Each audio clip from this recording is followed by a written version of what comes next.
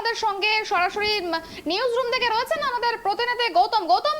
শুভেন্দু অধিকারী বিষয়টা আসবো, কিন্তু তার আগে আরো একটা যে বিষয় তোমার কাছে জানতে চাইবো, মালদার চাঁচলের রাজপথে বাইকে দাউ দাউ করে আগুন জ্বলছে, ভোট পর্বের শেষ মুহূর্তে এই ঘটনা, কি জানা যাচ্ছে? দেখো সুপর্ণা, আমরা সারাদিন ধরে নানান হিংসার ছবি আমরা আজকে দেখলাম এবং ভোট গ্রহণের শেষ মুহূর্তে একেবারে শেষের দিকে চাঁচলের যে প্রকাশ্য রাস্তায় সেখানটায় কিন্তু দেখা গেল যে দুটো মোটর বাইক জ্বালিয়ে দেওয়া হলো। কে বা কারা জ্বালালো সেটা নিয়ে কিন্তু তদন্ত শুরু করেছে পুলিশ, কিন্তু একদম ডিসিআরসির সামনে, অর্থাৎ যেখান থেকে ভোটকর্মীরা ভোট দিতে যান, ভোট বুথের উদ্দেশ্যে রওনা হন, ডিসিআরসি অফিস, সেখানেই কিন্তু রাজপথের ধারেই ছিল ডিসিআরসি অফিস, সেখানেই কিন্তু দুটো বাইককে জ্বালিয়ে দেওয়া হয় এবং দাও দাও করে সেই বাইক জ্বলছে। পুলিশ নির্বিকার ছিল, কিছু করতেই পারেনি বা কাউকে ধরতেও পারেনি, এমনকি জানতেও পারলো না যে কারা এই দুটো বাইককে জ্বালিয়ে দিল। এটা হচ্ছে শেষ পর্বের ছবি একদম। এবার আমি যদি প্রথম দিকের আজকে সারা দিনের কথা বলি সুপর্ণা, তাহলে আমি বলবো যে এ রাজ্যের মানুষ আবারও একটি রক্তক্ষয়ী নির্বাচনের সাক্ষী হয়ে থাকলো। কেননা মোট আজকের যে ভোট গ্রহণের দিন, সেই দিনে গোটা রাজ্যে 16 জন মানুষকে প্রাণ হারাতে হলো। ভোটের হিংসার বলি হলো 16 জন। শুধু তাই নয়, এই হিংসার কারণে এমন কোনো জায়গা ছিল না রাজ্যের বিভিন্ন প্রান্তে যেখানে ব্যালট বাক্স লুট থেকে শুরু করে ভাঙচুর, বোমা, গুলি যথেচ্ছ ব্যবহার চলল। একটা অভিজ্ঞতা থেকে তোমাকে বলবো যে 2018 সালের যে নির্বাচন হয়েছিল, পঞ্চায়েত নির্বাচন, সেই নির্বাচনেও কিন্তু সন্ত্রাসের অভিযোগ তুলেছিল বিরোধীরা এবং হিংসা ঘটনা ঘটেছিল, কিন্তু সেদিন কিন্তু আজকের মতো অর্থাৎ 2023-এর নির্বাচনটা কিন্তু আরও হিংসার বলির ক্ষেত্রে আরও ছাপিয়ে গেল। মানে 2018-এর যে হিংসা ছিল, যে সন্ত্রাস ছিল, তাকেও কিন্তু ছাপিয়ে গেল 2023-এর এই পঞ্চায়েত নির্বাচন। আমরা কুচবিহার থেকে কাকদ্বীপ সর্বত্রই দেখেছি একের পর এক বুথে ভোট লুট যেমন হয়েছে, ব্যালট বাক্স নিয়ে পুকুরে ফেলে দেওয়া হয়েছে, ব্যালট বক্সে আগুন দিয়ে দেওয়া হয়েছে, বহু মোটর বাইক যেগুলো পুড়িয়ে দেওয়া হয়েছে, এমনকি ভোটকর্মী যারা তারাও কিন্তু আক্রান্ত হয়েছেন। আমি দক্ষিণ 24 পরগনার এক জায়গায় এক প্রিসাইডিং অফিসার, তাকে কিন্তু আক্রমণ করা হয়েছে এবং তিনি গুরুতর আহত অবস্থায় ভর্তি হয়েছেন হাসপাতালে। এমন ঘটনাও ঘটেছে এবং নিরীহ মানুষ যারা ভোট দিতে এসছেন তারাও বিভিন্নভাবে কিন্তু জখম হয়েছেন, যা নিয়ে কিন্তু ইতিমধ্যেই এই যে আজকের যে পঞ্চায়েত নির্বাচন, যেটা রাজ্য সরকার এবং রাজ্য নির্বাচন কমিশন বলেছিল যে অবাধ এবং শান্তিপূর্ণ নির্বাচন হবে, কিন্তু বাস্তবে তার উল্টো চিত্র দেখা গেল এ রাজ্যের পঞ্চায়েত নির্বাচনে। বিরোধীরা এবং সাধারণ মানুষ, ভোটার যে আশঙ্কা প্রকাশ করেছিল যে কেন্দ্রীয় বাহিনী যদি যথাযথভাবে তাদেরকে যদি ডিপ্লয় না করা হয় তাহলে কিন্তু হিংসার ঘটনা ঘটবে, এবং সেটাই ঘটলো আজকে। আমরা দেখতে পেলাম না কোনো বুথেই, প্রায় সিংহভাগ বুথেই ছিল না কেন্দ্রীয় বাহিনী, ফলে যে হিংসার ঘটনা ঘটেছে সেটাকে মোকাবিলা করার মতো পুলিশের দক্ষতাও ছিল না এবং পুলিশ বলা যেতে পারে একেবারে ব্যর্থ। গৌতম, তুমি আমাদের সঙ্গে থাকো, কিন্তু এই মুহূর্তে আমরা পেয়ে গেছি চাঁচল থেকে আমাদের প্রতিনিধি রাহুল রয়েছে আমাদের সঙ্গে। তোমার কাছে প্রথমেই যেটা জানতে চাইবো, যে ছবিটা ভোটের শেষের দিকে আমরা দেখতে পেলাম যে প্রকাশ্য রাজপথে জ্বলছে একটি মোটর বাইক এবং সেটা ডিসিআরসি সেন্টারের সামনে, কে বা কারা এমন ঘটনা ঘটিয়েছে, কি জানা যাচ্ছে?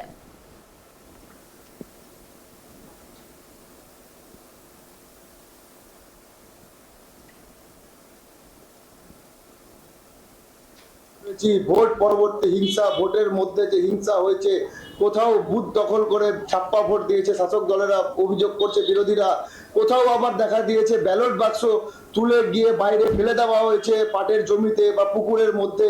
সারা দিন কিন্তু এই চিত্র তুলে ধরার পর যখন সন্ধ্যায় ব্যালট বক্স যেখান থেকে সিল হয়ে ভোট কর্মীরা ভোট গ্রহণ কেন্দ্র থেকে যখন চাঁচল ডিসিআরসিতে যখন নিয়ে আসছিলেন, তখন কিন্তু চাঁচলের রাজপথ, চাঁচলের 81 নম্বর জাতীয় সড়কে কিন্তু হঠাৎই কিন্তু স্থানীয় কিছু যুবক তারা কিন্তু সেই বাইককে ধাওয়া দেয় এবং সেই বাইক দল একদল দুষ্কৃতী তারা কিন্তু এই চাঁচল ডিসিআরসি সেন্টারের সাথে আসছিলেন, এমনটাই কিন্তু জানা গিয়েছে সূত্র মারফত। সেখানে তারা কিন্তু যখন জানার চেষ্টা করব যে যাদের বাইক পুড়িয়েছে, যাদের যে বাইকের দুটো ছবি আমরা দেখতে পাচ্ছিলাম, সেই বাইক দুটি কার বা কিভাবে আগুন লাগলো জানা যাচ্ছে কিছু? একদম সেটাই বলছিলাম, কিছু দুষ্কৃতী ভোট লুট করার জন্য চাঁচলে আসছিল, এমনটাই কিন্তু অভিযোগ হয়, এমনটাই কিন্তু অভিযোগ করেছে বিরোধীরা। সেই বাইক কিন্তু তারা ছেড়ে পালিয়েছে, সেই বাইক কোন দলের কিন্তু এখনো কিন্তু জানা যায়নি। টোটালটাই কিন্তু পুলিশ তদন্ত সাপেক্ষ।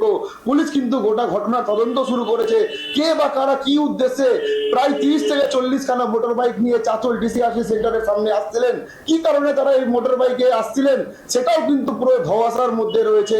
কিন্তু যখন চাঁচল অভিমুখী যখন সেই বাইকগুলি আসে, সেই বাইকগুলি যখন স্থানীয় মানুষরা দেখতে পায় যে এই বাইকগুলি কি জন্য আসছে, তারা কিন্তু চিৎকার করে ওঠে এবং তারা কিন্তু রীতিমতো বাইক ছেড়ে পালিয়ে যায়, রাস্তার মধ্যে বাইক ফেলে দেয়।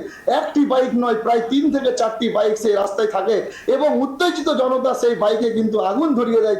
কিন্তু কে বা কারা কি উদ্দেশ্যে আগুন জ্বালালো সেটা কিন্তু এখনো পরিষ্কার নয়। গোটা ঘটনা কিন্তু চাঁচল থানার পুলিশ বাহিনী তদন্ত করছে। যে যতদূর আমরা সূত্র মারফত জানতে পারছি যে এলাকা থেকে যখন ভোট গ্রহণ কেন্দ্র থেকে ভোট কর্মীরা যখন ব্যালট বাক্স নিয়ে আসছিল, সেই ব্যালট বাক্সের পিছনেই কিন্তু কিছু দুষ্কৃতীরা বাইকে করে সেই ব্যালট বাক্স পহরা দিয়ে নিয়ে আসছিল, এমনটাই কিন্তু স্থানীয় সূত্রে জানতে পারছি। তারপরেই কিন্তু এই ঘটনা, চাঁচলের রাজপথ কিন্তু অগ্নিগর্ভ, যেটা আমরা পশ্চিম বাংলার সব থেকে গুরুত্বপূর্ণ একটা জায়গা চাঁচলের মতো জায়গায় চাঁচলের মানুষ আগে কোনোদিনও এইরকম কিন্তু ঘটনার সাক্ষী থাকেনি। যেটা রাহুল তোমার কাছে আরো যেটা জানতে চাইবো, বর্তমানের পরিস্থিতিটা কি রকম? পরিস্থিতি কি নিয়ন্ত্রণে আনা সম্ভব হয়েছে?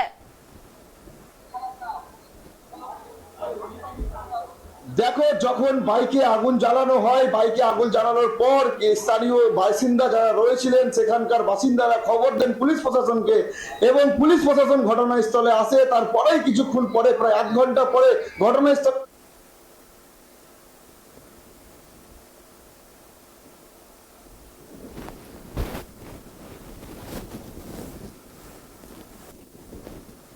পড়ে রয়েছে। আমি দেখাতে বলবো আমার চিত্র সাংবাদিককে, এই যে সামনেই হচ্ছে ডিসিআরসি, আমাদের চাঁচল ডিসিআরসি, চাঁচল সিদ্ধেশ্বরী ডিসিআরসি। এই ডিসিআরসি কিন্তু এখানেই কিন্তু সমস্ত ভোট কর্মীরা ভোট গ্রহণ কেন্দ্র থেকে এখানেই কিন্তু সেই ব্যালট বাক্সগুলো নিয়ে আসছিল। এবং আমি দেখাবো এই যে পুলিশ কিন্তু এখনো কিন্তু এখানে কিন্তু পহরা দিচ্ছে।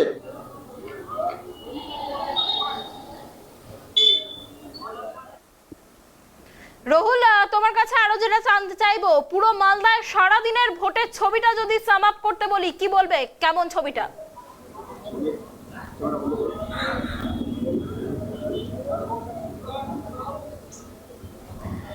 আমাদের সাথে যোগাযোগ বিচ্ছিন্ন হয়ে গেছে। আমরা আবারও চলে যাব আমাদের প্রতিনিধি গৌতমের কাছে। নিউজ রুম থেকে রয়েছে আমাদের প্রতিনিধি গৌতম। গৌতম, দেখো, কালা দিবস, গণতন্ত্রের কালো দিন, ব্ল্যাক ডে অফ ডেমোক্রেসি, এমনটাই জানালেন শুভেন্দু অধিকারী। যে দিনটার জন্য 5-5টা বছর জনতা জনার্দন অপেক্ষা করেছে, সেই দিনটাকে কালো দিন আখ্যা দিলেন শুভেন্দু অধিকারী। পাশাপাশি তিনি কালো ব্যাচ পরে নির্বাচন কমিশনের সামনে গিয়ে বিক্ষোভ প্রদর্শন করলেন। বিরোধী দলনেতার এই বক্তব্য কতটা যুক্তিযুক্ত, গৌতম?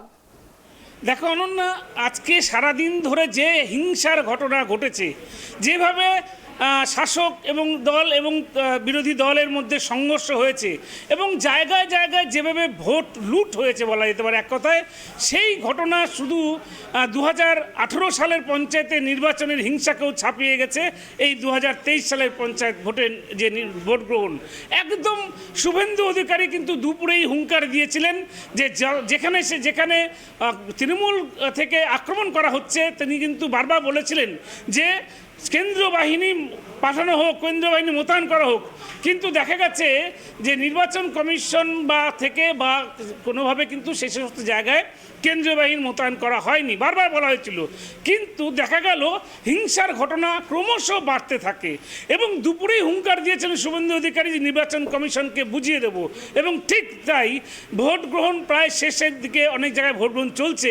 এই ঠিক রাত 8টা নাগাদ শুভেন্দু অধিকারী কিন্তু চলে যান নির্বাচন কমিশনের অফিসে। নির্বাচন কমিশনার রাজীব সেনের অফিসে তিনি সরাসরি গেটে লাথি মেরে তিনি গেট খুলেন এবং ভিতরে গিয়ে তিনি কিন্তু নির্বাচন কমিশনারকে যা তার বিরুদ্ধে যা বলার সেটা বলার পাশাপাশি তিনি বাইরে যখন এসে তিনি সাংবাদিকদের সম্মেলন করতে আসেন, ঠিক তার আগে তিনি নির্বাচন কমিশনের গেটে কিন্তু তালা ঝুলিয়ে দেন এবং তালা ঝুলিয়ে দিয়ে তিনি তার প্রথম বিক্ষোভটা প্রকাশ করেন। এবং তারপরেই আমরা যেটা দেখলাম যে শুভেন্দু অধিকারী তিনি আজকের এই দিনটাকে কালা দিবস হিসাবে, নির্বাচনের ক্ষেত্রে একটা কালা দিবস হিসাবে ঘোষণা করার পাশাপাশি তিনি নিজে কালো ব্যাচ পরে বিক্ষোভ দেখান। এবং একটা জিনিস আমরা দেখলাম যে তিনি বারবার হুঁশিয়ারি দিয়েছেন যে নির্বাচন কমিশনারকে তিনি দেখে নেবেন, অর্থাৎ তার এই হুঁশিয়ারিতে কিন্তু যথেষ্ট একটা আক্রমণাত্মক ভাব ছিল। 2 নম্বর হচ্ছে যেটা বারবার করে তিনি বলেছেন আজকে যে আগামী মঙ্গলবার, অর্থাৎ আগামী মঙ্গলবার তিনি এই পঞ্চায়েত নির্বাচনের হিংসার ঘটনাকে নিয়ে সমস্ত ফুটেজ নিয়ে তিনি হাইকোর্টের দ্বারস্থ হবেন। এটা পরিষ্কার বোঝা যাচ্ছে যে এই নির্বাচন তিনি নির্বাচন বাতিল করার কিন্তু তিনি দাবি নিয়ে হাইকোর্টের দ্বারস্থ হবেন, এমনটাই কিন্তু জানিয়ে দিয়েছেন। পাশাপাশি তোমাকে আর একটা জিনিস বলবো, সেটা হচ্ছে যে এই আক্রমণাত্মক শুভেন্দু অধিকারী যে আক্রমণাত্মকভাবে আজকে নির্বাচন কমিশনের কাছে গিয়েছিলেন, এর কিন্তু ক্ষোভের বহিঃপ্রকাশ। কেননা যেভাবে সারাটা দিন ধরে নির্বাচন কমিশন যে এই রাজ্যের পঞ্চায়েত নির্বাচনের দায়িত্বে ছিল, সেই নির্বাচন কমিশন থেকে যেখানে আজকে প্রায় 16 জন মানুষ মারা গেছেন, 16 জনের প্রাণ গিয়েছে, অথচ নির্বাচন কমিশন জানাচ্ছে যে 3 জনের মৃত্যু হয়েছে। এই যে ঘটনাগুলো 1, 2 নম্বর যেখানে বুথ গণ্ডগোল, সংঘর্ষ, গুলি চলেছে, সেখানেই কিন্তু বিরোধী প্রার্থীরা নয় এবং সাধারণ মানুষরা কিন্তু নির্বাচন কমিশনের কাছে টেলিফোনের মাধ্যমে, মেসেজের মাধ্যমে কিন্তু বারবার করে সেই সমস্ত উত্তপ্ত এলাকায় কেন্দ্রীয় বাহিনী মোতায়েন করার কথা বলেছিল, কিন্তু দেখা যায়নি কেন্দ্রীয় বাহিনীকে। কেন কেন্দ্রীয় বাহিনীকে সেই সব জায়গায় থাকলে আজকে এই পঞ্চায়েত নির্বাচন কিন্তু কখনোই রক্তক্ষয়ী নির্বাচন হতো না, যার ফলে কিন্তু শুভেন্দু অধিকারী যিনি বিরোধী দল নেতা, তার এই ক্ষোভ কিন্তু খুব স্বাভাবিক। পাশাপাশি আমরা অন্যান্য বিরোধী দল যারা দেখেছি তারাও কিন্তু ক্ষোভ প্রকাশ করেছে এবং সরাসরি নির্বাচন কমিশনারকেই এই আজকের হিংসার ঘটনার জন্য সম্পূর্ণভাবে দায়ী করেছে বিরোধী দল কংগ্রেস, সিপিএম এবং বিজেপি। একটা কথা তোমাকে বলবো যে আজকের যে ঘটনা ঘটলো, যে ইতিহাস একটা তৈরি হলো, সেই ইতিহাস একটা কালো ইতিহাস। সেটা হচ্ছে রাজ্যের মানুষ কখনো এমন রক্তক্ষয়ী সন্ত্রাস, এমন রক্তক্ষয়ী হিংসার ছবি আগে কোনোদিন দেখেননি, যেটা মানুষের কাছে কিন্তু একটা ভোট বা নির্বাচন নিয়ে একটা আতঙ্ক তৈরি হয়ে থাকলো। একেবারে গৌতম, যে বিষয়টা তুমি বললে, আরো একটি বিষয় যেটা শুভেন্দু অধিকারী বারংবার বলছেন যে যেভাবে ভোট লুট হয়েছে, সেক্ষেত্রে যখন ভোট গণনা চলবে তখন যে সমস্ত জায়গায় ভোট গণনা চলবে সেই সমস্ত জায়গায় যাতে 144 ধারা জারি করা হয়, সেই বিষয়টা তিনি কিন্তু স্পষ্ট করেছেন। একেবারেই অনন্য। আমরা যেটা দেখলাম যে আজকে ভোটের দিন, ভোট গ্রহণের দিন, যেভাবে হিংসা ছড়ালো, 16 জনের প্রাণ চলে গেল এবং বহু মানুষ আহত হয়েছেন। যারা ভোট নিতে গিয়েছিলেন, ভোটকর্মী, তারা পর্যন্ত আক্রান্ত হয়েছেন। লুট হয়েছে, ভোট ব্যালট বক্স ভাঙচুর হয়েছে, আগুন লাগানো হয়েছে, জলে পুকুরে ফেলে দেওয়া হয়েছে। এইরকম বিশৃঙ্খল অবস্থা থাকার পরেও কিন্তু এরপরে যেদিন ভোট গণনা হবে, অর্থাৎ আগামী 11 জুলাই যে ভোট গণনাটা হবে, সেই ভোট গণনার দিন কিন্তু সেই ভোট গণনার দিন আমরা যেটা জানি যে সেদিন আরও বেশি আইন শৃঙ্খলা বিঘ্ন ঘটার সম্ভাবনা রয়েছে। কেননা যেভাবে ভোট লুট হয়েছে সেভাবে এই গণনা কেন্দ্রগুলোর সামনে যেভাবে তোমার সব রাজনৈতিক দলের গৌতম আমরা আবার আসবো তোমার কাছে, কিন্তু এই মুহূর্তে আমাদের সাথে মালদা থেকে রয়েছে রহুল তোমার কাছে জানতে চাইবো দিনভর মালদায় অশান্তি কি কোনো খবর পাওয়া গেছে? কেমন হলো ভোট, কি বলবে?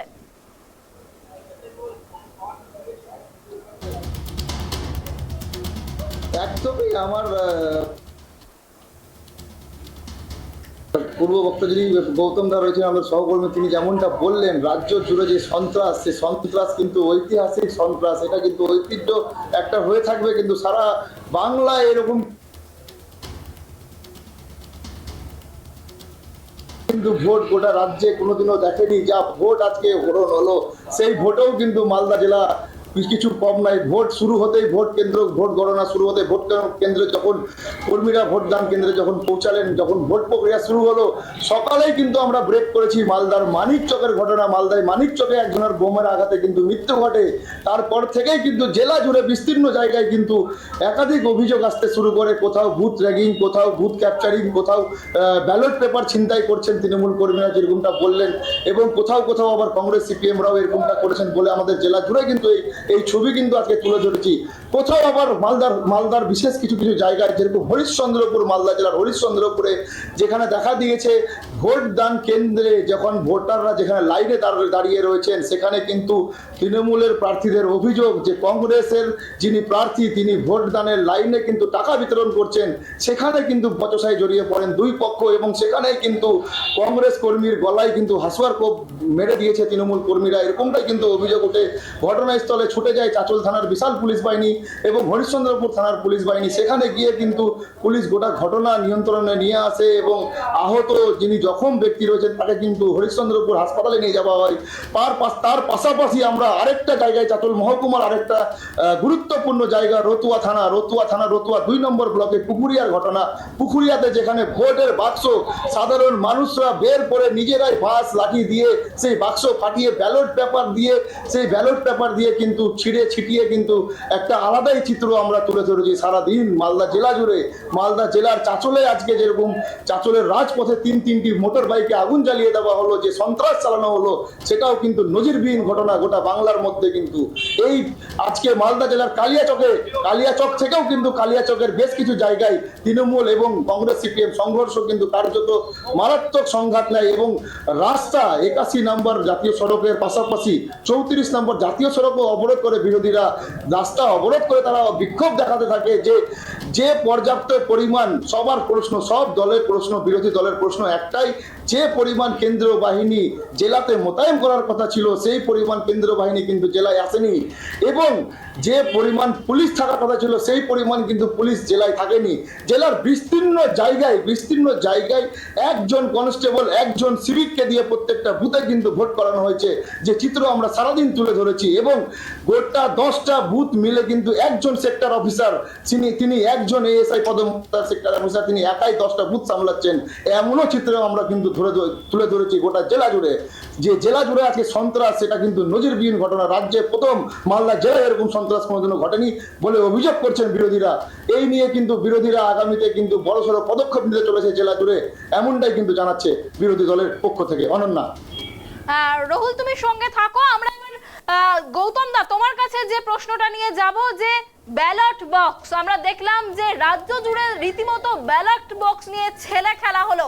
কোথাও ব্যালট বক্সে জল ঢেলে দেওয়া হয়েছে, আবার কোথাও আগুন ধরিয়ে পুড়িয়ে দেওয়া হয়েছে ব্যালটের পেপার, কোথাও পুকুরে ফেলে দেওয়া হয়েছে, আবার কোথাও রীতিমতো ফুটবল খেলা হয়েছে ব্যালট বক্স নিয়ে। কি বলবে, এর দায় কার?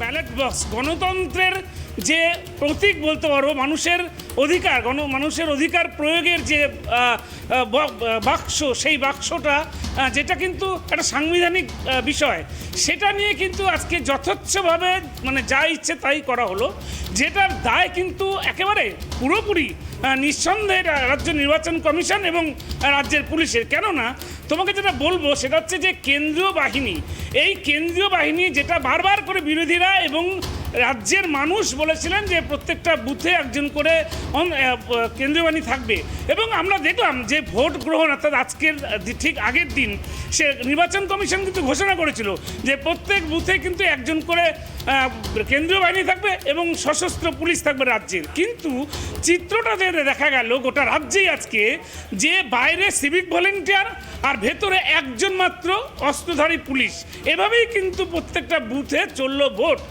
কোথাও কোথাও কেন্দ্রীয় বাহিনী কিন্তু কোথাও সেভাবে চোখে পড়েনি।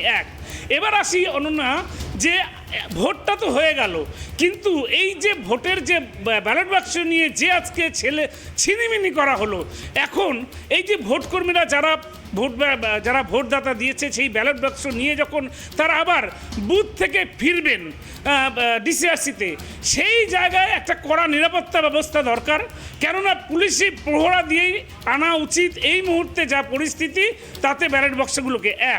2 নম্বর যেটা করা প্রয়োজন সেটা হচ্ছে এই যে আগামীকাল এবং পরশু অর্থাৎ আজকে ভোট হলো 9-10 দুটো দিন, আজকে রাত এবং দুটো দিন ব্যালট বাক্স স্ট্রং রুমে থাকবে। বিভিন্ন ডিসিআরসি পয়েন্টে যে স্ট্রং রুম করা হয়েছে সেখানে থাকবে। যেটা করা উচিত এই মুহূর্তে বিরোধীরা বলছে এবং সাধারণ মানুষও বলছে যে এই ব্যালট বাক্সগুলো পাহারা দেওয়ার জন্য শুধুমাত্র কেন্দ্রীয় বাহিনীর জওয়ানরাই থাকবে, এই দাবি উঠছে।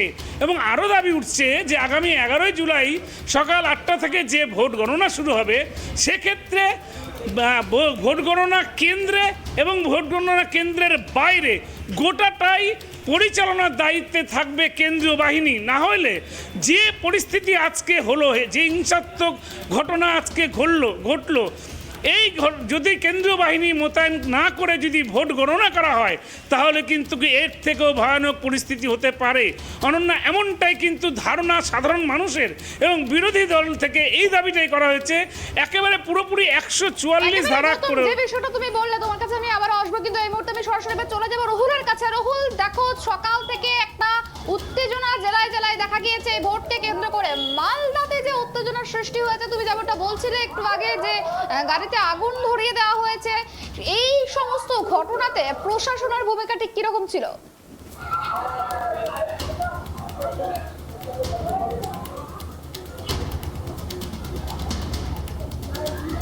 একদমই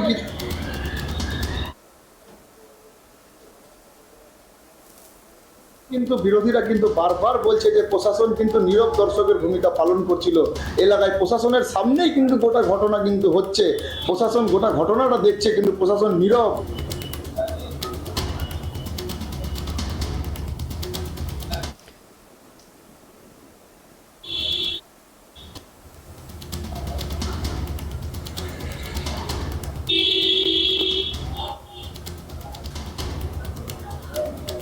প্রশাসন কিন্তু নীরব, কিন্তু প্রশাসনের সামনেই এইভাবে ঘটনা কিন্তু ঘটেই চলেছে একের পর এক।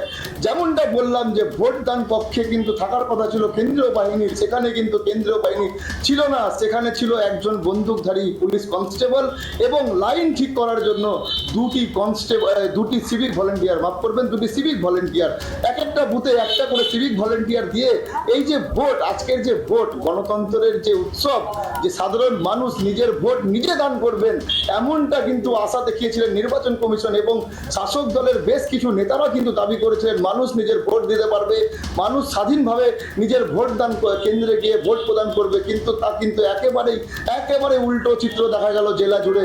যেখানে মানুষ ভোট দিতে যাচ্ছিল, মানুষের ভোট কিন্তু মানুষ ভোট দিতে পারলো না, মানুষের ভোট কিন্তু দিয়ে দেওয়া হলো অন্য কারো কোনো দলের নেতা কর্মীদের মাধ্যমে। এই চিত্র কিন্তু আমরা সারাদিন আজকে জেলা থেকে তুলে ধরেছি। এই যে আজকে যে ভোট নিয়ে কিন্তু চারিদিকে কিন্তু রাজ্য কিন্তু সরগরম। একটাই দাবি যে এই ভোট পুনরায় কিন্তু বহাল বা পুনরায় এই ভোট যদি করা যেতে পারে, যেমনটা আমার সহকর্মী বলছিলেন গৌতম দা, যে রাজ্যের যিনি বিরোধী দলের নেতা রয়েছেন শুভেন্দু অধিকারী, তিনি কিন্তু দাবি করেছেন গোটা রাজ্যের প্রত্যেকটা জেলার ফুটেজ নিয়ে তিনি কিন্তু মহামান্য হাইকোর্টে তিনি কিন্তু আগামীকাল মামলা করছেন, এমনটাই কিন্তু তিনি জানিয়েছেন। তারপরেই কিন্তু দেখা যাবে যে তারপরে কি সিদ্ধান্ত নিচ্ছেন মহামান্য বিচারপতিরা এবং মহামান্য হাইকোর্ট, তারপরেই কিন্তু মানুষও কিন্তু স্বস্তি ফিরবে। আমরা গোটা জেলা আজকে ঘুরে কিন্তু সব মানুষের মুখে একটাই কথা শুনতে পাচ্ছি যে আমরা বিগত দিনে ইতিহাসে কোনোদিনও এইরকম ভোট আমরা কিন্তু দেখিনি। আমরা 2018 নির্বাচন দেখেছি, আমরা তার আগে নির্বাচন দেখেছি, আমরা প্রত্যেকটা ভোট নির্বাচনে কিন্তু সুস্থভাবে ভোট দিতে পেরেছি।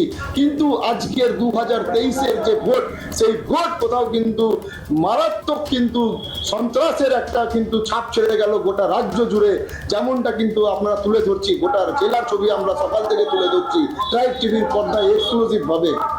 অনন্যা, একেবারে অনেক ধন্যবাদ রুহুল আমাদেরকে এই বিষয়ে তথ্য দেওয়ার জন্য।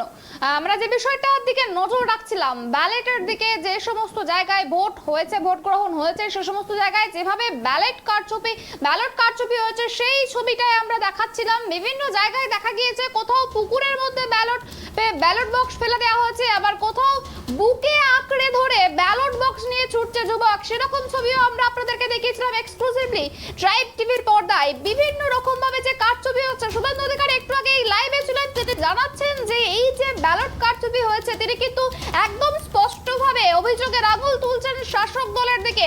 তিনি মুখ্যমন্ত্রীর দিকে অভিযোগের আঙুল তুলছেন। তিনি বলছেন যে যে ব্যালট কারচুপি হয়েছে, সেই ব্যালট কারচুপি যখন ভোট গণনা চলবে, তখন কিন্তু টোটালি যে সমস্ত জায়গায় ভোট গণনা চলবে, সেখানে যাতে 144 ধারা জারি করা হয়। তিনি খতিয়ে দেখবেন যে যেখানে যেখানে ব্যালট কারচুপি হয়েছে, যেখানে যেখানে ভোট লুট হয়েছে, সেখানে ভোট লুট করে তারা কত আসনে জিততে পেরেছে, তিনি কিন্তু স্পষ্ট বলেছেন। এবং তিনি কিন্তু অভিযোগের আঙুল তুলছেন একেবারে সরাসরি মুখ্যমন্ত্রী মমতা বন্দ্যোপাধ্যায় এবং নির্বাচন কমিশনার রাজীব সিনহার দিকে।